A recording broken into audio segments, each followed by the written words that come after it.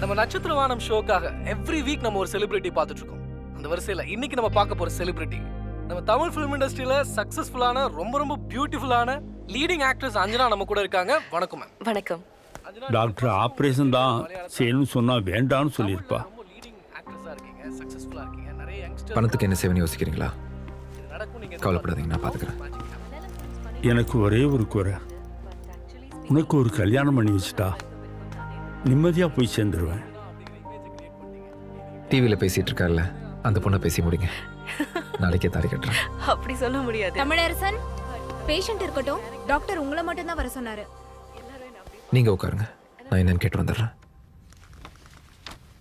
Biopsy report பிரகாரம் அவரோட வயிற்றில் இருக்கிற கட்டி கேன்சர்னு கன்ஃபார்ம் ஆயிடுச்சு. கூடிய சீக்கிரத்தில் ரிமூவ் பண்ணுறது பெட்டர். ஆப்ரேஷன் பண்ணணும்னா எவ்வளோ செலவாகும் டாக்டர்? இங்கன்னா உடனே முடிச்சிடலாம், சீக்கிரமாக டிஸ்சார்ஜ் ஆகிடலாம். கவர்மெண்ட் ஹாஸ்பிட்டல் போனால் செலவு இருக்காது. ஆனால் ப்ரியாரிட்டி பிரகாரம் தான் ஆப்ரேஷன் பண்ணுவாங்க, டிலே ஆகலாம். நான் பணம் ரெடி பண்ணிட்டு வந்து உங்களை பார்க்குறேன் டாக்டர். சரி, இங்கேயே செஞ்சிடலாம். அண்ணே, 19,745 ரூபா இருக்குண்ணே. தாத்தா ஆப்ரேஷனுக்கு பணம் கேட்டது இல்லைண்ணே. 5000 10,000 பரவாயில்ல தமிழ், 3 லட்சங்கிறது பெரிய தொகை. எல்லா இடத்துலையும் கேட்டு பார்த்துட்டேண்ணே, கிடைக்கல. நீங்கள் கொஞ்சம் கொடுத்து உதவுனீங்கன்னா எப்படியாவது திருப்பி கொடுத்துருவேண்ணே. எப்படி கொடுப்ப? நீ நல்லவன் தமிழ், அதில் எனக்கு எந்த சந்தேகமும் கிடையாது. அதனால தான் நீ கொடுத்த பணத்தை எண்ணி கூட பார்க்காம அப்படியே எடுத்துகிட்டு போகிறேன். நீ கேட்குற கடனை அடைக்க 8-9 வருஷம் ஆகும். நான் வியாபாரி, வட்டிக்கு வர்றவன் இல்லை. அவ்வளோ நாளெல்லாம் என்னால் காத்திருக்க முடியாது. என்னை தப்பாக நினச்சிக்காம புரிஞ்சுக்க.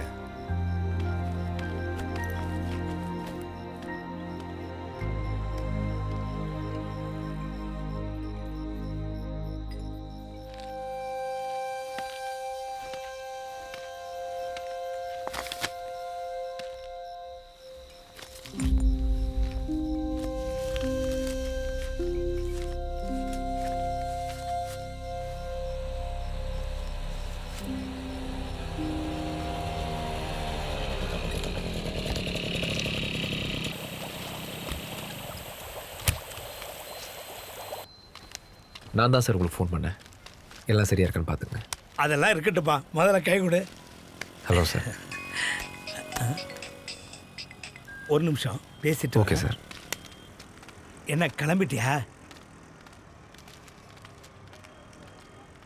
கடைசி நேரத்தில் முடியாதுன்னு சொன்ன எப்படியா? இந்த பாரு, 3 லட்சங்கிறதுல 4 லட்சமா வாங்கி தரேன். சின்ன ஆக்சிடென்ட் கேஸ் தான், 2 நாளில் ஜாமீனில் எடுத்துருவோம். ஒரு நிமிஷம்பா. Hello hello. ஏதாவது பிரச்சனையா சார்? ஒரு வாரத்தில் வெளிநாடு போக வேண்டிய பையன் நேற்று ராத்திரி ஃப்ரெண்ட்ஸுங்களோட நல்லா குடிச்சிட்டு கார் எடுத்துகிட்டு போய் ஆக்சிடென்ட் பண்ணிட்டான். அந்த பையனோடப்பா யாராவது நான் தான் கார் ஓட்டினேன்னு ஒத்துக்கிட்டு கோர்ட்டில் போய் சரண்டர் ஆனால் பணம் தரேன்றாரு. அதுக்கு தான் அந்த பையில ஏற்பாடு பண்ணேன். கடைசி நேரத்தில் ஜகா வாங்கிட்டான். பணம் கிடைக்கணும்னா நான் போகிறேன். இதுக்கு முன்னாடி முன்ன பின்ன ஜெயிலுக்கு போயிருக்கியா? இல்லை. இவன் ஆக்சிடென்ட் பண்ண காரோட டிரைவர் உயிர் ஊசலாடிட்டு இருக்கு.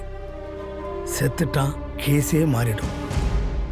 நான் ஏற்பாடு பண்ணவன் பொழப்ப பணத்துக்காக அடிக்கடி ஜெயிலுக்கு போயிட்டு வரதான். புரிஞ்சுக்க. 5 லட்சம் கேளுங்க, நான் உங்களுக்கு 50,000 தரேன். டீல் ஓகேண்ணா அவங்கள்ட்ட பேசி ஒத்துக்குவீங்க. நான் டீ சொல்லிட்டு வரேன்.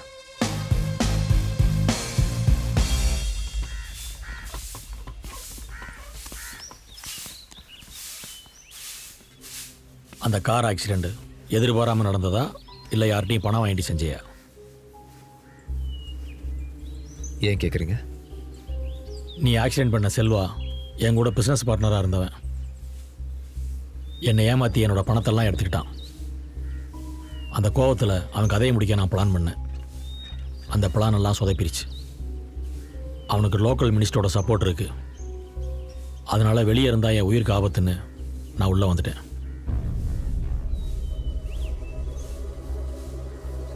அண்ணா அவனை பார்த்தா மணிமரால் மாதிரி தானே தெரியுது.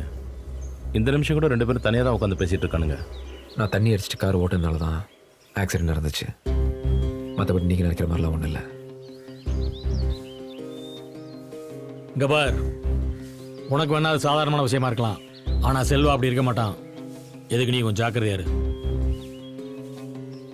ம்.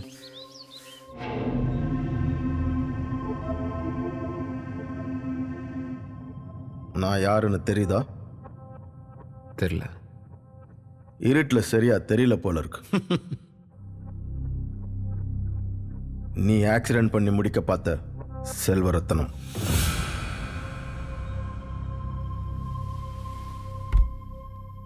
எனக்கும் அந்த ஆக்சிடென்ட்க்கு எந்த சம்மந்தம் கிடையாது சார். எனக்கு அவசரமாக பணம் தேவைப்பட்டுச்சு. அப்போ தான் அந்த ஆக்சிடென்ட் நடந்துச்சு. நான் தான் காரை ஓட்டேன்னு ஒத்துக்கிட்டு சரண்டானா நான் கேட்ட பணத்தை தரேன்னு சொன்னாங்க. அதான் ஒத்துக்கிட்டேன். அப்போ யார் ஆக்சிடென்ட் பண்ணான்னு உனக்கு தெரியும்? தெரியாது. நான் பணம் கேட்டு போனவர் தான் இந்த மாதிரி விஷயத்த சொன்னார். உனக்கு மணிமாறனுக்கு என்ன சம்மந்தம்? அப்படி யாரும் எனக்கு தெரியாது. சரி, பணத்துக்காக தான் உள்ளே வந்தேன்னு சொன்னேன். நானும் உனக்கு பணம் தரேன். உள்ள ஒருத்தவங்கிட்ட சிரித்து பேசிக்கிட்டு இருந்தான் பாரு, அவன் தான் மணிமாறன். நீ ஒன்று செய், அவனை உள்ளே வச்சே போட்டுரு. உனக்கு எந்த பிரச்சனையும் வராமல் நான் உன்னை வெளியே கொண்டு வரேன். சரியா? முடியாது. நீ பண்ண மாட்டேன்னு எனக்கு தெரியும்.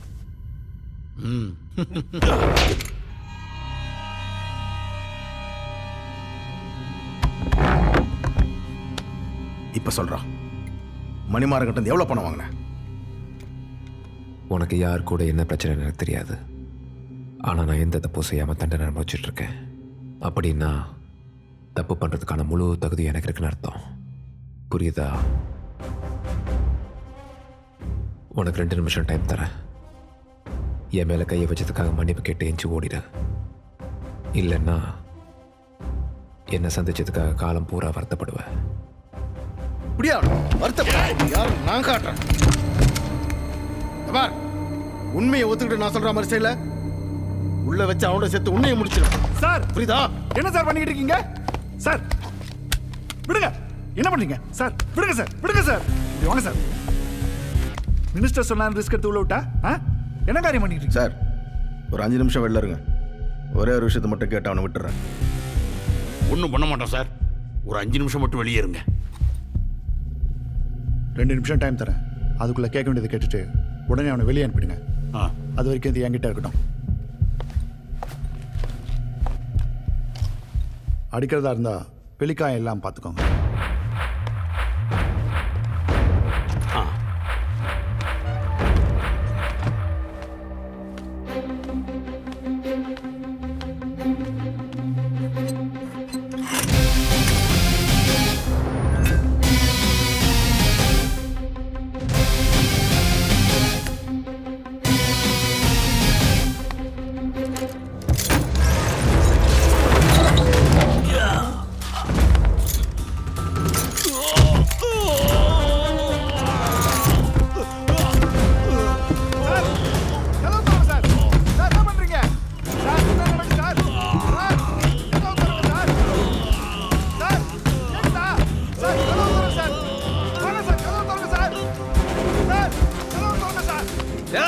நீ மட்டும் கதவை திறந்தா இவன் கதையை இங்கேயே முடிச்சிருப்போம்.